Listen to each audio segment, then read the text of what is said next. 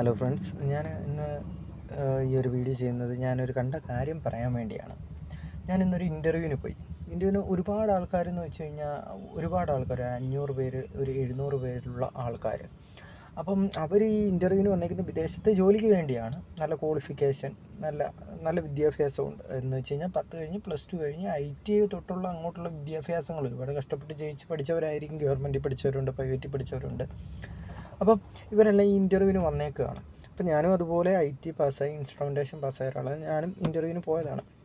അപ്പം അവിടെ ഞാൻ ചുറ്റുമുള്ളവരുടെ എൻ്റെ അടുത്ത് നിന്നവരുടെ ഒന്ന് ചോദിച്ചു, നിങ്ങളെന്ത് ചെയ്യുന്നു, ഇല്ലെങ്കിൽ വേറെ എന്തെങ്കിലും ജോലി ചെയ്തിട്ടുണ്ടോ എന്നൊക്കെ ഇങ്ങനെ അറിയാൻ വേണ്ടി, ജസ്റ്റ് നമ്മളൊരു ഫ്രണ്ട്സ് ആവാൻ വേണ്ടി എങ്ങനെയാണെന്നുള്ളതൊക്കെ എന്നറിയാൻ വേണ്ടി സംസാരിച്ചുകൊണ്ടിരുന്നു. അപ്പം ഓരോരുത്തർ പറയുന്നത് അവർക്ക് 10,000 രൂപ, 12,000 രൂപ, 14,000 രൂപയാണ് ഒരു മാസം ശമ്പളം കിട്ടുന്നതെന്ന്. ഞായറാഴ്ച അവധിയായിരിക്കും. പക്ഷേ അതൊരു ഒരു ശമ്പളം അല്ലെന്നാണ് അവർ പറയുന്നത്. കാരണം എന്ന് വെച്ച് കഴിഞ്ഞാൽ ഞാനും അത് തന്നെയാണ് പറയുന്നത്. നമ്മളിത് ഒരു മാസത്തെ കണക്ക് കൂട്ടുമ്പോൾ, അത് ഭാഗിക്കുമ്പോൾ അതൊന്നുമല്ല ഇന്നത്തെ ചിലവിനനുസരിച്ച്. അപ്പം നമ്മുടെ നാട്ടിൽ ആൾക്കാരെല്ലാം വിദേശത്ത് പോയി ജോലി ചെയ്യുന്നു എന്ന് പലരും പറയുന്നുണ്ട്. നമ്മുടെ നാട്ടിൽ നിൽക്കാൻ പറ്റില്ല. ഇത്രയും ക്വാളിഫിക്കേഷനിൽ വിദ്യാഭ്യാസമുള്ളവർക്ക് ഒരു ദിവസം തുച്ഛമായിട്ടുള്ള ശമ്പളം, ഒരു മേശരിയും വെക്കാണ് അതിൻ്റെ 4 ഇരട്ടി ശമ്പളമാണ്, അല്ലെങ്കിൽ അതിൻ്റെ ഒരു 2 ഇരട്ടി ശമ്പളമാണ്, അല്ലെങ്കിൽ 1 ഇരട്ടി ശമ്പളമാണ്. അങ്ങനെ വരുന്നത് കൊണ്ട് ഈ വിദ്യാഭ്യാസമുള്ളവൻ പുറമോട്ട് മാറുകയാണ്. നമ്മുടെ സ്വന്തം നാട്ടിൽ ജോലി ചെയ്യാൻ പറ്റാത്തൊരവസ്ഥയായി.